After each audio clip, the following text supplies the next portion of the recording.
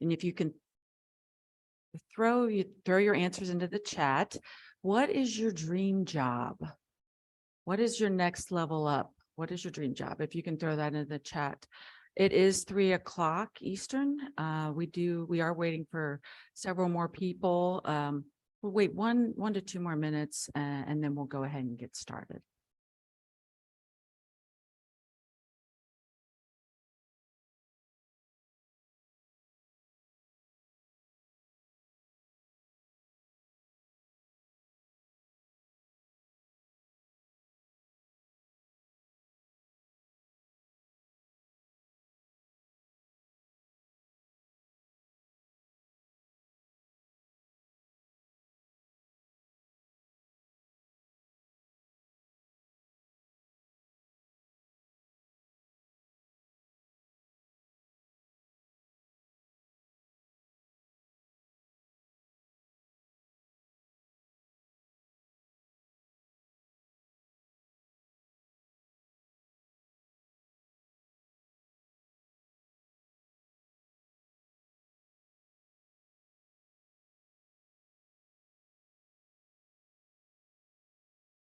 All right, we're going to go ahead and get started. Those of you who have just joined, go ahead and throw into the chat, what is your dream job? We'd like to use this as an icebreaker, getting you to think about what is that next level that you're trying to achieve. All right, so welcome. This is a URISA webinar, and this is the part of the webinar series that we have. And for those of you who either are new to URISA or maybe you have been with URISA for a long time but haven't had the chance to read the mission statement lately, I'm going to share that with you today. So at URISA, our mission is a multidisciplinary geospatial organization that provides professional education and training, a vibrant and connected community, advocacy for geospatial challenges and issues, and essential resources. URISA fosters excellence in GIS and engages geospatial professionals throughout their careers. We have strategic goals, and there's 3 of those. I'm going to share those with you as well right now. The goal number 1 is to protect, promote, and grow the geospatial professional. Goal number 2 is to support geospatial professionals at all stages of their careers with essential training and resources, kind of like the webinar today. Number 3 is sustain and strengthen the organization. So hopefully now we're all refreshed on what the URISA mission and the strategic goals are. Those of you who are just joining us, go ahead and throw into the chat, what is your dream job? What is your dream job? All right. Now, in order to stay connected with URISA, you can go to the urisaportal.org/members. This is a great place for you to find training materials, as well as connect with chapters or connect to see what URISA International is doing. So we like to get connected and stay connected. Next, don't know if you're familiar with some of these programs that are coming up, the GIS Leadership Academy. I actually attended that in 2017 in Louisville, Kentucky, and highly suggest that you attend that if you haven't been already. The next one is going to be November 27th through the December 1st in Denver, Colorado, which sounds amazing. We also have the GIS Pro 2023, URISA's 61st annual conference. That is in the beautiful downtown Columbus, Ohio. And that is October 16th through the 19th. Then, of course, webinars like this and virtual education, you can go to the link that is the URISA Ed. A couple of webinars coming up you can see are the Excellence in GIS series. That's the Los Angeles County Equity Explorer tool on July 17th. And then the Public Health, which is making a comeback, GIS Strategy for Effective Leadership. And that's on July 20th at 3 p.m. Eastern Time.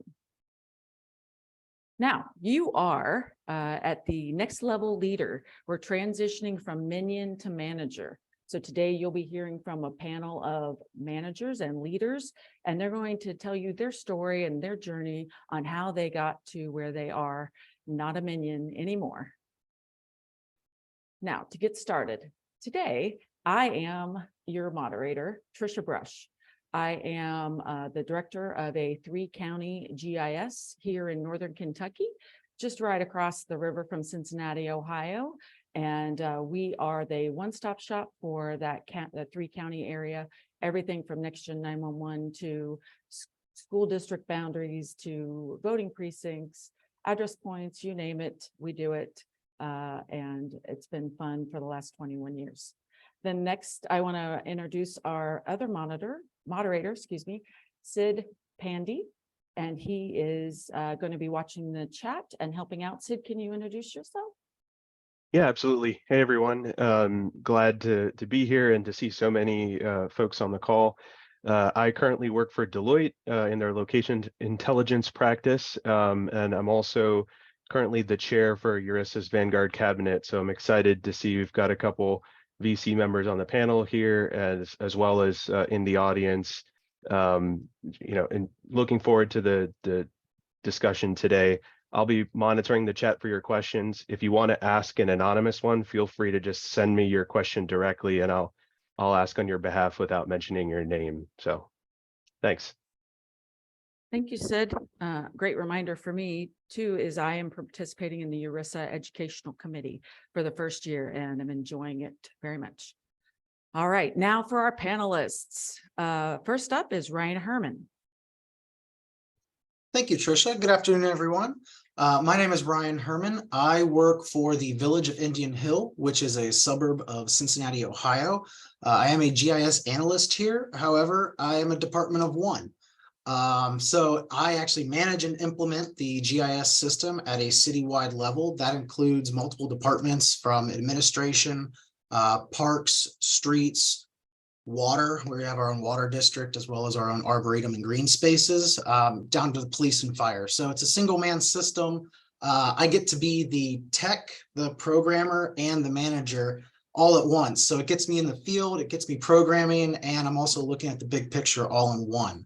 I came from across the river in Northern Kentucky, actually at Trisha's location at PDS, where I was with a team dealing primarily in customer service. And that was just over a year ago that I made the move to this citywide management position. Good afternoon. My name is Kelly Wright. I am a GIS analyst with the city of Monroe, Ohio, which is an exurb of Cincinnati, halfway between Cincinnati and Dayton. I came into GIS after obtaining an online GIS certificate and then master's through the University of Southern California Spatial Sciences program in 2013, and worked at the Ohio Department of Transportation for 3 years, underpaid as an intern in my 30s. And after seeing several young engineers getting hired in straight out of college, decided it was time to move my career to the next level because I was still not being hired full time. I went and worked at first as a application support specialist for an engineering firm in Dayton. And when that department, when other people started to leave, I became their GIS person. And then on RFPs, I started being referred to as the GIS program manager, but my salary and my title did not reflect that. So after working with that firm to bring those two into alignment, I began thinking about what the next stage of my career was going to be, and I decided I wanted to go back into the public sector. So when an opportunity arose at Monroe, when they hired their first GIS person, I prepared for weeks, even months, to make sure that I was the person that Monroe wanted to hire. And they hired me with the understanding that for the first year or two, I would be a one-person shop, much like Ryan. We've had a lot to talk about with each other. And just last week, I authored both a job posting description for a new GIS analyst position and a GIS manager position, which will be mine. So hopefully next year, City Council willing, we will be able to have another person and I will be back into a management role. Thanks for having me. Hi, everyone. My name is Brooke Santiago. I am a GIS specialist supervisor in Monmouth County, New Jersey. Been here for just over a year. So this is a new position for me. And previously, I was with the city of Wilmington for 16 years. I started out with the city as a temporary employee that was hired to help with the Public Works Department and Transportation as GIS coordinator. And so when I became a permanent employee, I became an engineering technician, GIS coordinator, and then worked my way up through upgrades to another position, finalizing as a CAD GIS coordinator. So that role certainly did involve more than GIS, being as though as transportation, but I've enjoyed learning on the job how to analyze and get to know to be a geographer and a cartographer. So this was all on the job training that has become my passion. So overall, I'm glad that that position did fall in my lap. And yeah, so thanks for having me. Hey, good afternoon, everyone. My name is Sarah Thompson. I'm the GIS manager within the planning department at Arizona Department of Transportation. I came into GIS sort of not intending to. I graduated from Arizona State University with a bachelor's in biology, a minor in business, and I got a certificate in GIS to do ecology work. After getting a seasonal internship in biology, I needed some full-time employment and started working at an engineering consulting firm as a GIS technician. I was the GIS technician for a year and then sort of fell into a GIS manager position, which I hope to talk about a little bit later, and did that for the second year I was at that firm. And then there was an opportunity for an official GIS manager position at the Department of Transportation. And I took that on, and now I'm responsible for 2 full-time employees, 1 intern, and my group manages a database of all kinds of roadway characteristics that we submit for federal reporting.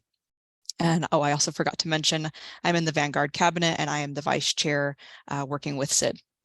Happy to be here.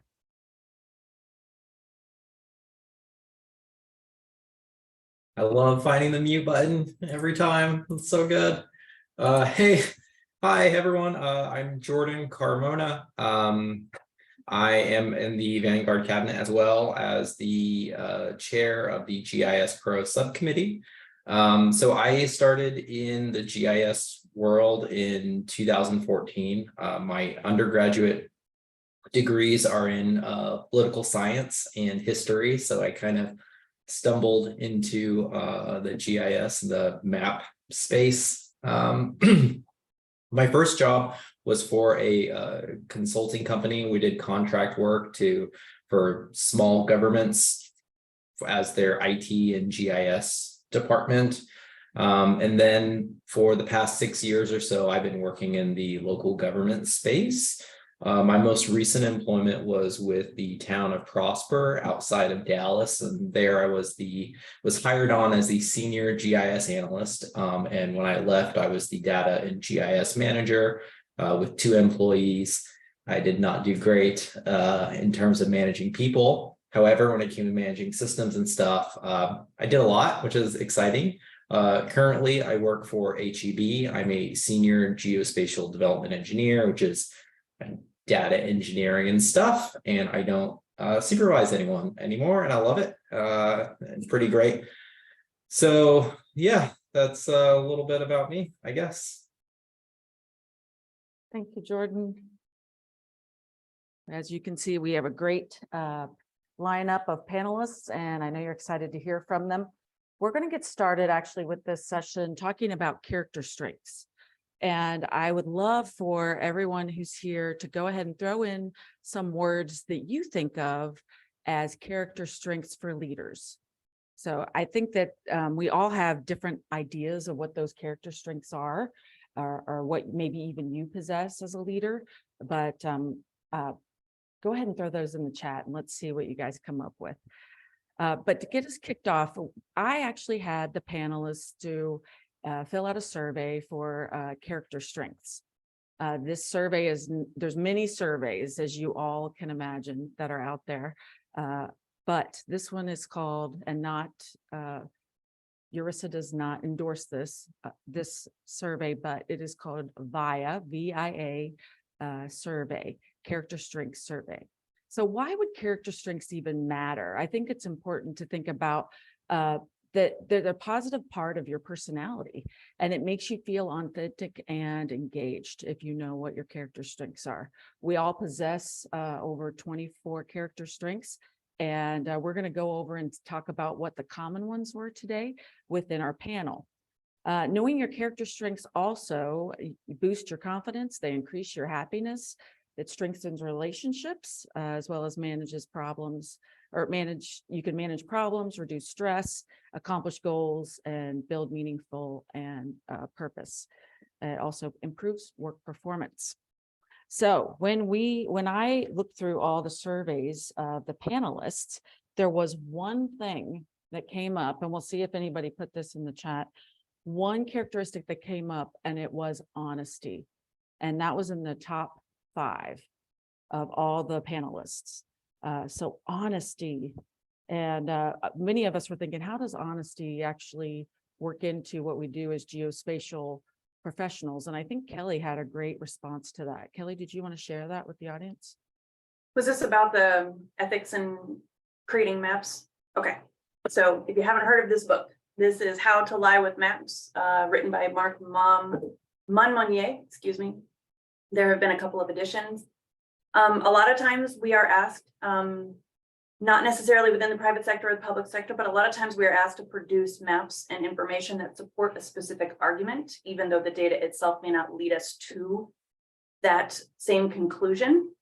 And so within GIS, it's very important for us to be honest and to ensure that we are making data-driven decisions and data-driven visualizations, as opposed to trying to tell a story that may or may not be complete or true with the data that we have at hand. And I think that for everyone that has gone or has worked in GIS for any period of time, you begin to understand how easy it is to change the story with that data, provided you know how to manipulate it within the software or suppress it or suppress certain portions in other ways. And I think that most of us understand that we do have to be honest and push back on those data requests, on those map requests that are not necessarily adhering to what we would have our own code of ethics be. Thank you. Yeah, I think that speaks volumes, and I think Kelly hit the nail right on the head for all of us. If the second one that everyone really had in their top 5 or top 8 was the love of learning. Well, I say everyone, but one person actually had it as number 21. And Ryan actually said it was okay if I mentioned that, but it may be that it's just where he is in his evolution as a manager or as a leader. You heard him say he was 1 year in. Ryan, you want to speak to that? Yes, absolutely. So we took this quiz on our personality traits back in the late winter, early spring. And I can tell you that at that point, I was up to my neck in data and projects. I have spent the last year building a system up. My love of learning, it's not that I don't have it. It's just that at this time in my life, with a soon to be 1-year-old child, as well as a brand new job, I do not have time for learning. My efforts are all being put towards making a good product, providing a good service to my community, as well as just learning about an entirely new community as well. So there is a love of learning in the community that I'm now in. But in terms of leading, it is not at the forefront at the moment. And it was very interesting because it's not something that I'm ashamed of. It's something that I didn't even realize that I was missing the love of learning from my job. And now that I know through this personality quiz or profile, now that I can kind of adjust myself and, even if it's just 10 minutes a day, find something new. Currently, just for everybody wanting, currently it's arcade expressions, which have been exciting. We'll say that. Thank you, Ryan. I also, so there's several others that they were in the very high level out of the 24 for everyone on the panel, and kindness was one, as well as love, leadership, gratitude, honor, social intelligence, and then judgment was the last one, that where they all kind of fell in those top 8, top 10 and I thought that was really interesting how we had so many that that they were all in sync with. And what this really helps you to realize is kind of like Ryan, if you have one if you say you take the survey, you realize the level of learning or curiosity is low, you can always work to improve upon that. And obviously it sounds like Ryan is doing that because he was aware of it. And you can take the survey, it's free, there's no cost, probably as many times as you want, but at different levels, places in your life, you're actually, you're going to have things that are higher, like spirituality or forgiveness. So, all right, well, that's the character strengths, and just keeping those in mind as we go through the panel and the questions. I'm going to have several questions just to kind of warm the panel up. And then if you have any questions as the audience, please throw those into the chat. Sid's going to help us field those and get those asked so we can get those out to the panel. So my first question for you as the panel, what was the biggest barrier to overcome as you were becoming a leader?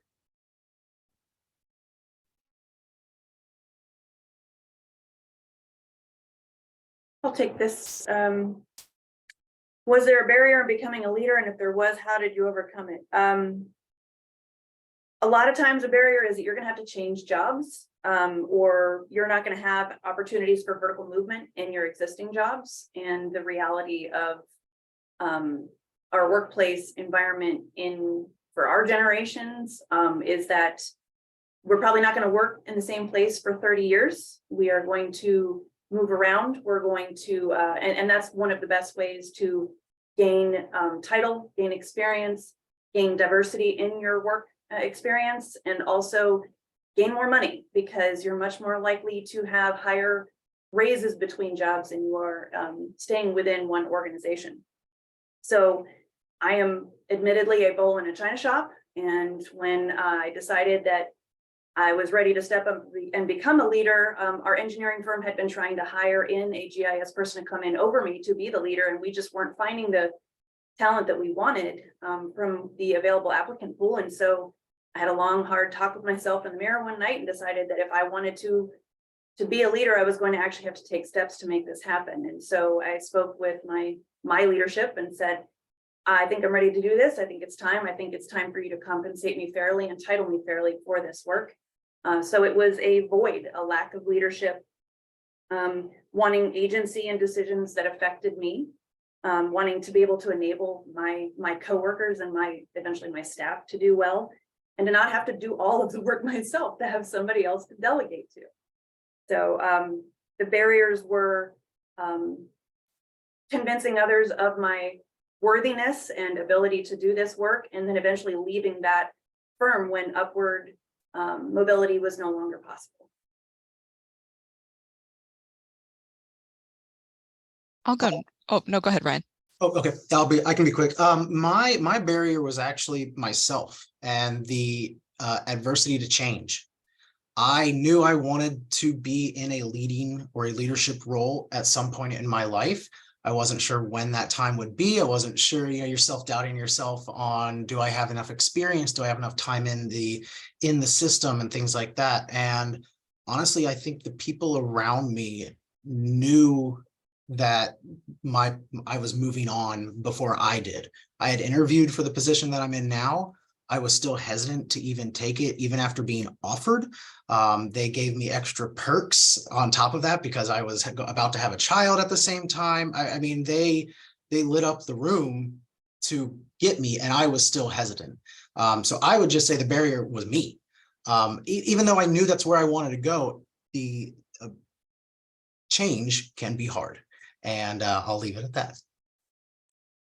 Yeah, I wanted to say I relate to Kelly's story a lot. At my previous firm, my manager was let go. And so I kind of assumed his work, but not the manager title. And, after a few months, I had a couple conversations with management, saying like, I thought the writing was on the wall that I could be the manager now. And unfortunately, the compromise we came to wasn't exactly that. And so just believing in myself and to what Ryan was saying, believing that I deserved to move into that management position, that this, the 6 months, 1 year experience I had was credible, was enough, and that I fit this description of the manager that they were looking for at ADOT, was probably the biggest barrier. And then being willing to walk away from that opportunity. Yeah, I think that's all I'll say. I can add a few. I'm sorry. No, go ahead, Brooke. I could add a few sentiments about that. So back in my previous role with the city of Wilmington, I started as a technician, and more responsibility was given to me by my engineer, my director. So instead of looking at that extra responsibility as a burden, I said, well, you know what, I'm going to go back to school and I'm going to, get a better education so I could be more prepared for these roles. And I did that, and kept on going to school, got my master's degree, and then I was more or less out-educated myself in the role that I was in. And so I didn't take that opportunity to say, this is where I want to stop. I said, I want to, go into a leadership role. And I was more prepared to do that than I had gone back, since I had obtained my master's degree. So when I did apply for a leadership role, I felt better prepared. So I didn't take those instances where I was given more work as a burden. I took those as opportunities to better myself. So I'm glad I did move forward with that. Yeah, so for me, I had to end up going into a new organization to get that leadership position. But like Sarah, I just had this moment of realization at my first job, actually, of no one cares about you. No one's going to hand you the stuff. No one's going to give you a cool project and say, hey, this will like make your resume look cool or whatever. I just had to decide that, hey, I'm going to learn Python. I'm going to do these things. I'm not going to ask to do these things. And that's how I'm going to look shiny and new, is that I'm just going to do stuff that I think is cool. And if people don't like me doing stuff, then I'll do it louder. Right. So that was really, for me, it was just getting over myself and deciding that if I want to go places, that I've got to do things to get to those places. I want to pop back in here. Something that Brooke said and something that Jordan said. I don't think that we can understate the importance of continuing education, whether it be official through a university, whether it be through LinkedIn Learning, whether it be through any of the Coursera options. I mean, there are so many options out there. I saw a question about what resources did you use, but every single one of us took the initiative to make sure that we, on our own time, often on our own dime, took active steps to advance our careers. We weren't just waiting for it to happen. Opportunity wasn't going to come knocking. We had to go out and find it.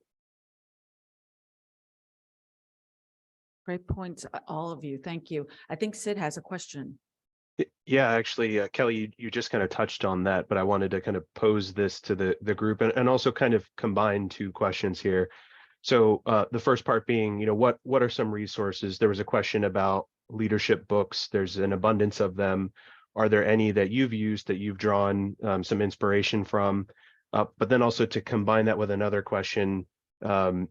So there was a question about, have any of you ever felt imposter syndrome, where you maybe questioned your leadership skills or abilities? And so have any of those kinds of resources or others helped you get through things like that? So if anyone wants to address those two questions for the group.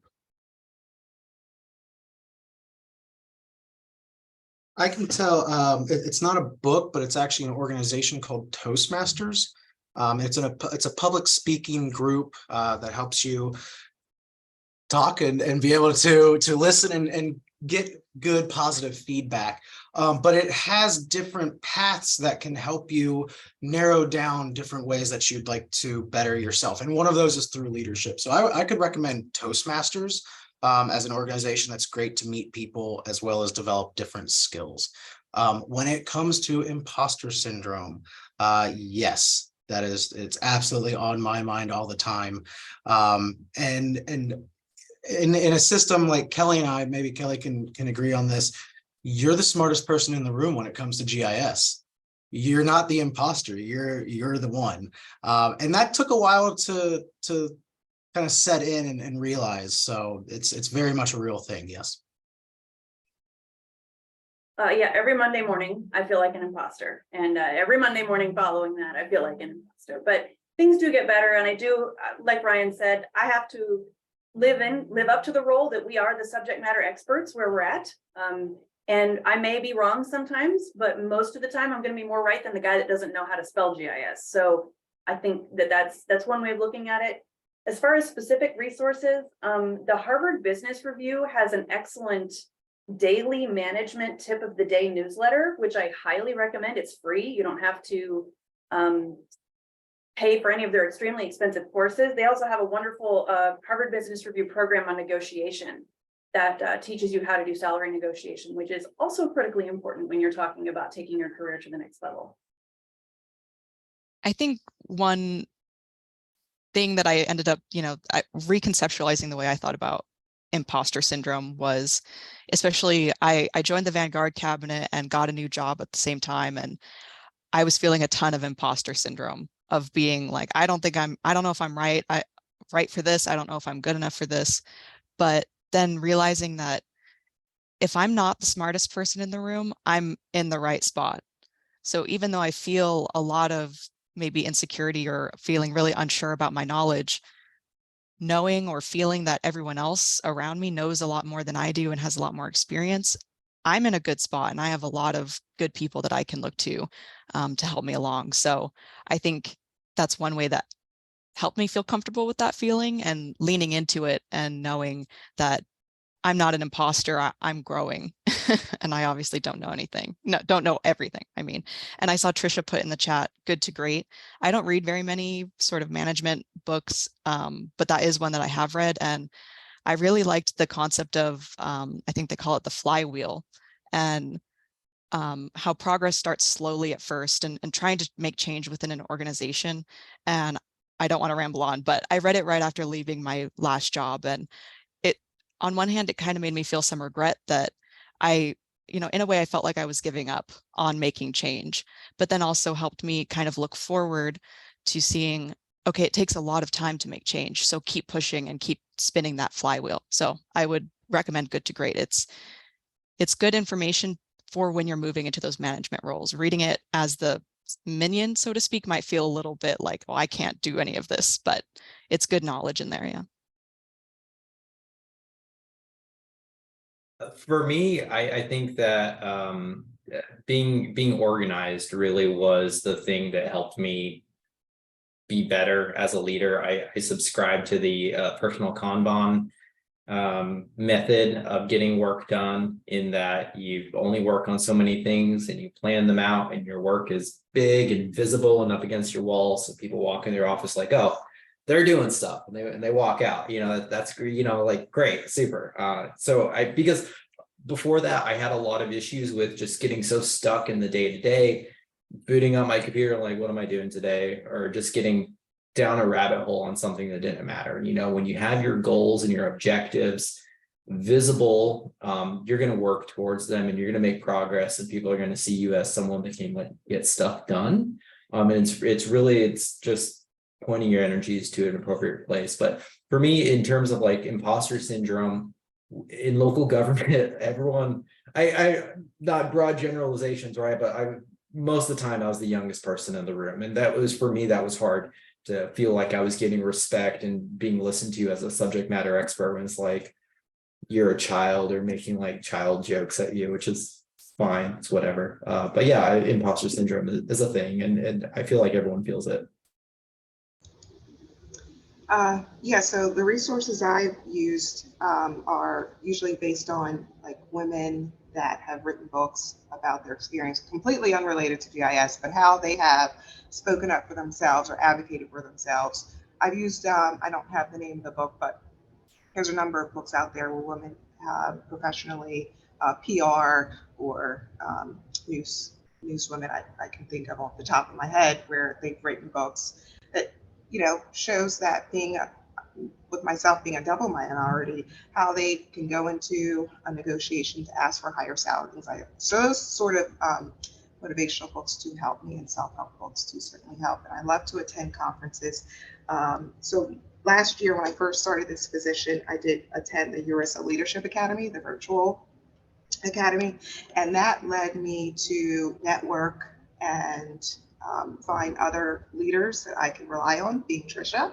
I did meet her through the URISA mentorship program. So I came across that mentorship program at the end of the Leadership Academy. It was one of those, surveys at the end. Would you like to be a mentor or would you like to be a mentee? So signing up for that has tremendously helped. I love learning from others and being able to network with others is certainly helpful. But the imposter syndrome is certainly something that I experience because being in the information technology department, I'm not an IT expert. So, but that's okay. I don't need to be. I need to know what GIS is and how that functions and the capability. So I just continue to ask questions if I don't know when I'm in my meetings, what the jargon is, and ask for, further explanation to help bring me up to speed with the other IT professionals.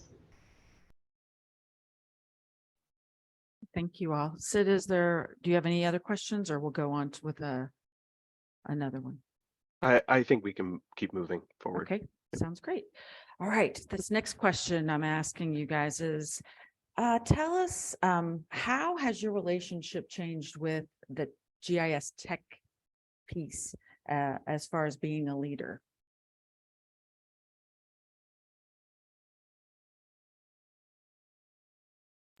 So I will say, sorry, right? I will say yesterday I just met with our ESRI Advantage program account managers, and we had a meeting with each department, and that required that, I am aware of the latest technology, GIS related, to help them with their projects and solutions. So, having a little bit of a background and also being open to what else is possible to get their projects done. So my technology aptitude needs to continue to grow, to be innovative in my role. And having a team of 5 other GIS specialists also helps. I rely on my team tremendously, and we certainly come together and do well based on our skill set. for me, my relationship with technology has changed from, I would say that I am no longer on or know the cutting edge, the true cutting edge of technology in GIS, but I'm using the technology. It just comes to me in a different way. My technology is now, I have to budget for it. So I'm reading up, and what is it that the different departments need and utilize? So how can I manage my money to get the newest technology that's going to work for them? It's hard going from the Minion. You're like, oh, I'll use drones as an example, and Trisha could kind of back me up because I brought drones to PDS. I was laughed at my old job when I said, let's bring in drones because they're going to be the next big thing. That was 2013. And I think by 2017, we had the FAA doing the Part 107s. So we did bring the drones in, but I was the Minion. I was in tune with the new technology on the cutting edge. Now I'm flipped, and I don't know all of the new rules and regulations of drones and things like that, but I know that I need to budget, and I know what my system needs to function with that technology. I have a lot of feelings about this one. I'll try and keep them short. Because I wrote this down when we were talking about it the other day. Esri has turned into this giant juggernaut of technology, and they have their fingers in so many pies. It is not possible for one person to keep track of what Esri is doing in all of those places. I read Esri's newsletters, so I have a high level concept of what they've got coming down the pipeline, what's next, what things are actually going to negatively impact me, such as when updates take place every quarter. I know personally I don't have to use Enterprise, so I'm not dealing with those quarterly updates.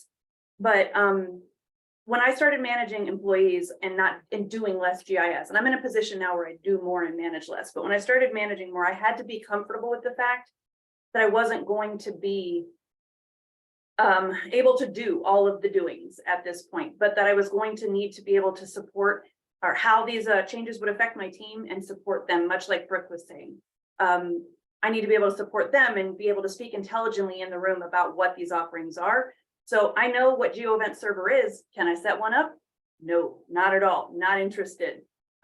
So I think it's really important if you're looking to maybe, like, I don't want to do GIS at night. I know so many people who do GIS during the day and they come home and they do it at night on their own. They go out and they like look at chicken places and they rate things and they create story maps, and that's fantastic.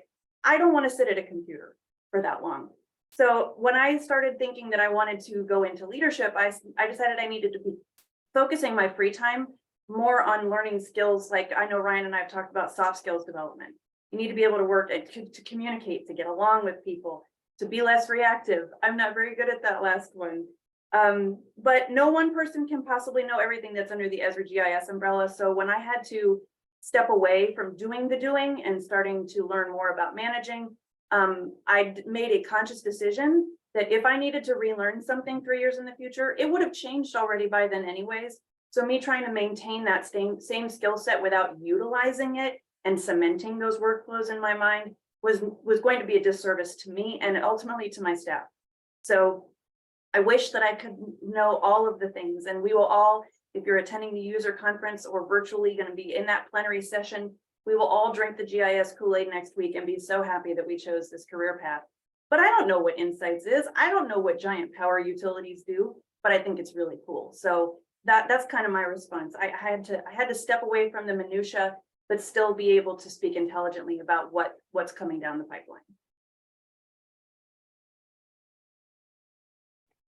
Maybe the thing I'll emphasize there, I think Kelly, Ryan, and Brooke have already covered really well the topic, but really emphasizing what Brooke said about you are involved less in the specifics of the technology, but being able to rely on your team who are in the specifics of it and turning to them and letting them shine in the moment where you need that technical expertise. You can be okay knowing just the generals of it and knowing that, hey, this exists, but I'm going to rely on my team member to do the specific work in that tool.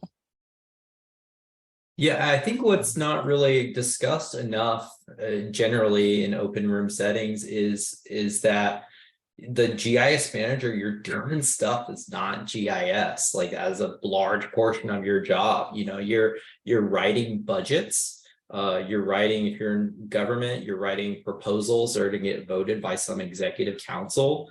You're writing funding requests for positions, right? So it's like, hey, we want to go GPS stuff.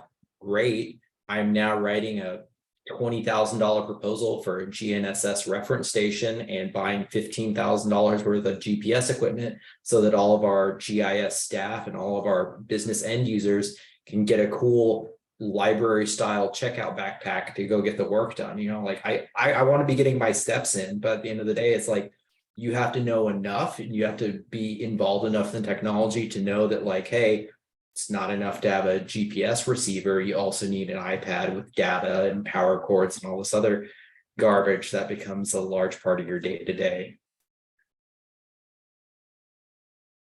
And not to mention the people management, Jordan. I know we've talked about that before. Like, so much, like if you have a staff, that takes up a giant portion of your time that you're really not expecting when you transition into leadership. Sid, do you have any questions that you want to ask? All right, we'll go. Oh, go ahead. Sorry, it took me a second to get off mute there. I guess one question that came up, and we can address it now or kind of weave it into future responses, is just, do you have a leadership mentor? So as all of you were kind of exploring leadership roles, who are some of the people that you look to for advice? Do you still consult with them now that you are in a leadership or management role? And what kind of questions do you rely on them for? So if I could start this with like the hot take version of it, Is I had a dozen jobs before I got into like GIS proper, and at each of them I had a manager that had some sort of horrible fatal weakness in terms of their management style. So for the first portion of my life, I was just collecting a nice little menu of things not to do when you're a manager. But after my own experience in management, I realized like it's not enough to have a list of things not to do. There are actually like proactive positive measures that you should be engaging in as that kind of person, that if you don't, that's also a fatal weakness, right? And so like I was a bad manager for my direct reports because I was totally hands off. I was like, hey, I like freedom, you're gonna love freedom too. And I was a poor manager because of it, and lots of issues festered because I was unwilling to be hands-on and to do the coaching and mentoring that I should have.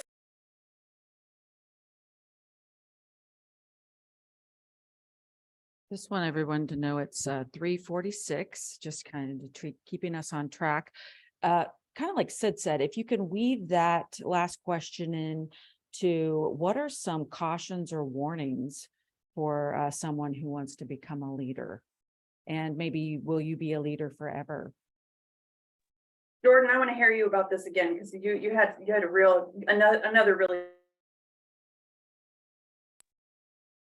about like a warning to anyone that would like to go into management. Gosh,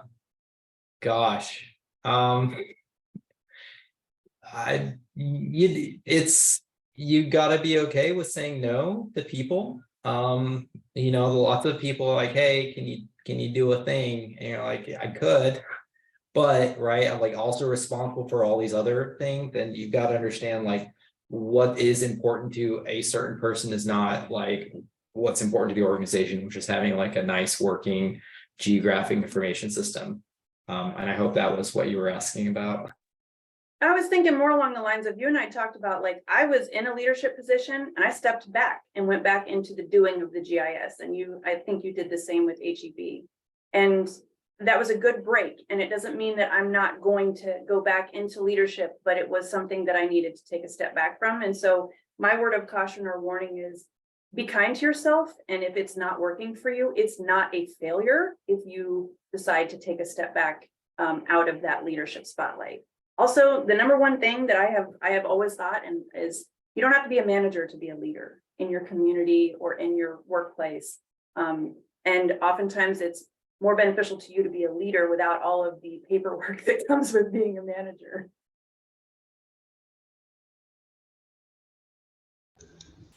One thing that I wanted to mention is with the BIA profile, when Trisha was reading over our similarities, I had wrote down humor, and it was actually honor. But I said, you know what, humor is one characteristic I think I certainly need in my role, because things are going to come at you, and not to take things too seriously. For instance, every time I go into my director's office, he starts out with a joke, and it could be annoying, but it just eases things up sometimes. So yeah, I certainly appreciate that in my role with my staff, being able to have a sense of humor in addition to all the other soft skills like you mentioned. Yeah, that's it. I think one warning I might have about going into management is that I think Jordan kind of got to it with, you have to say no sometimes, and sometimes you have to have hard conversations and have to be the bearer of bad news. Whereas if you're not in management, you can most of the times kind of sidestep that, or you don't have to deal with it, as front on as you do in a management position. But going to the question about mentoring leadership, my current manager is my leadership mentor. And, just a couple of weeks ago, I needed to have a hard conversation. And, so in our one-on-one, I said, this is what I need to tell this person. How do I do it? What should I do? And he gave me so many good tips, and really helped me ace that hard conversation. I feel that was a big growing moment for me. So it can be a drawback, but it's also a big opportunity for growing courage and growing that strength to be willing to give people difficult news. My response would probably be less on the people management side, as I only just received an intern about a month ago, but mine's going to be more on the system and the technical side. And just saying I don't know is okay and acceptable, with the addition of I will find out for you. And saying, but I think I started, you know, as the minion, you're saying I don't know, and you've got outs, right? You've got people above you that are your safety net if you're wrong, if you misspeak, anything like that. When you take those leadership roles, saying the wrong thing can be the difference of losing out on $10,000 in your budget, or somebody losing their job. And I think learning that very quickly, saying I don't know, with the understanding that you will tell them later, it's okay to say. It's not a bad word.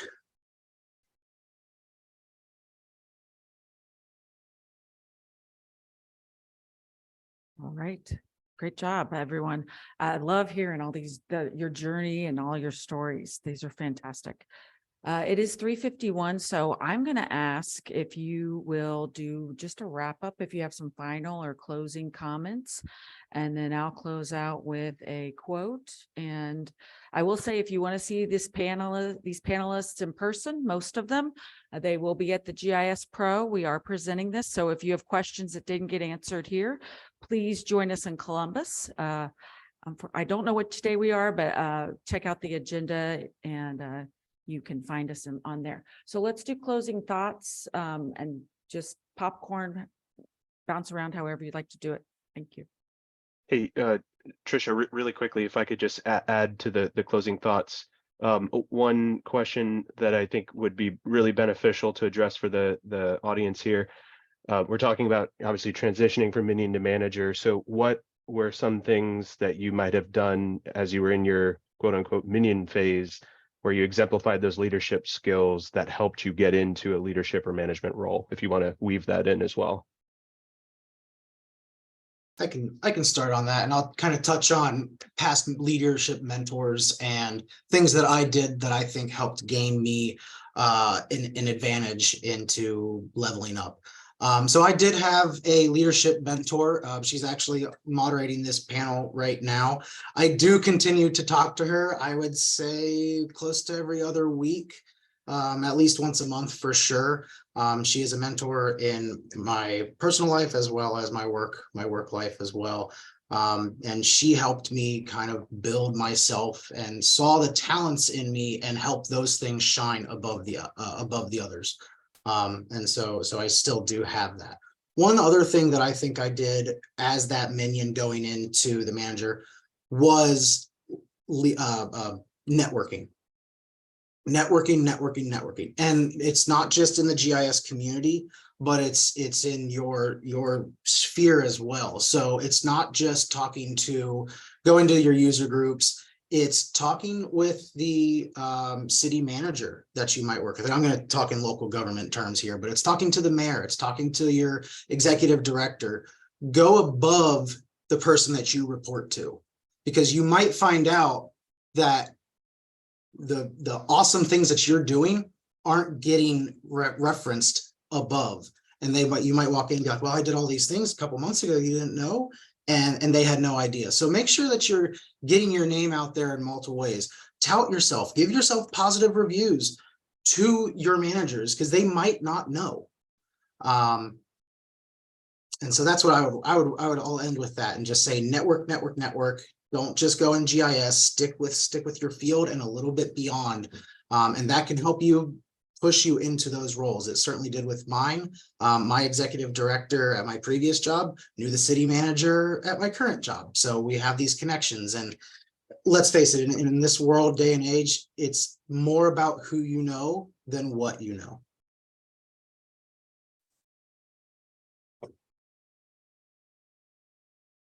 I'll make mine really brief. Keep your resume up to date. It's as much of a reflection for you to see how much of a badass you are, so that you believe that when you're moving on into your next role. Attend conferences and present at conferences. I saw Jordan put this in the chat as well. I don't know anything about anything, and I'll pick a topic and be like, I'm going to present on this. And after 6 months of research, I feel like at least somebody is standing up and talking about it. Even if I'm not the most expert, I know maybe more than a little bit of some of the people in the room. Networking. Jordan and I actually ended up in a GISP study group together like 3 years ago. And then when we got in here, I was like, I recognize that name. Turns out we'd been linked on LinkedIn for a while. And probably the one thing that I did, I think that probably enabled me to transition from that minion to manager was the ability to write well. I wrote proposals. I wrote proposals for projects that were $500,000, $2 million, $3 million projects as effectively a GIS technician because I knew how to write. The I think it's Penn State Online Writing Lab, OWL, has a really great free course on conciseness in writing and in business writing.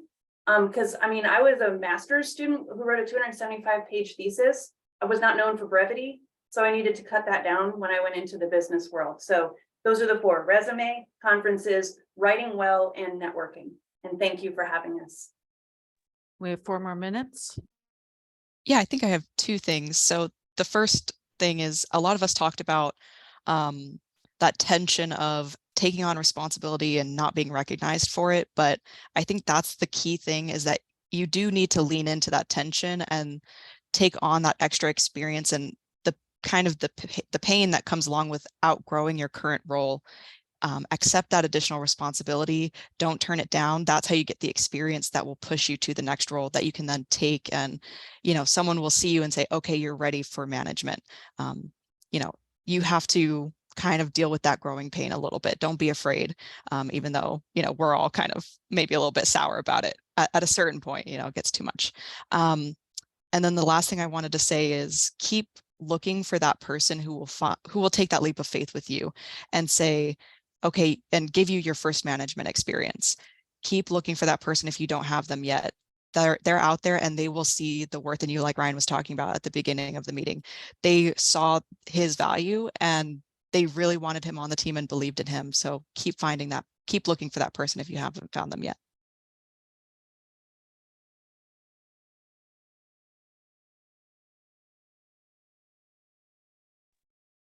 Broker Jordan, anything you want to say? Yeah, I'll hop in real quick. You know, no one wants to hear about the technology. If you want to like do cool stuff in your day-to-day, talk to people that are not GIS people and ask what their problem is, and don't tell them that you can field maps or survey whatever them. Figure out what their problem is. Usually they're like paper-based problems, and then figure out a solution, right? Once you're known as the person that gets stuff done, that's most of what leadership is about. And if you can't be a leader at your current organization, then you're going to have an awesome resume to go be a leader somewhere else, or like a paid leader, I guess. And I'll just add my final thoughts, Jordan. I do want to step right off of what you said. Being the person that is being asked to come to the meetings to offer your expertise in solving that, providing a solution is really, really invaluable. I think in my past roles, being invited to those meetings where I'm included in the planning sessions and being able to be a part of those decisions initially, so I'm not brought in at the end, makes a big difference. So continue to put yourself in those positions. Thank you, panel, and thank you everyone for spending the afternoon with us. We really appreciate it. And if you think I'm a time, I'm a Toastmaster, so I want to make sure we respect your time, and I want to make sure the panelists get enough time to share their journeys and all their experiences. So thank you to the panel. Thank you to the audience. I'll leave you with a quote, and then we'll be signing off. Leadership is not a position, it's influence. Everybody have a great rest of your day. Thanks, everyone. Thank you.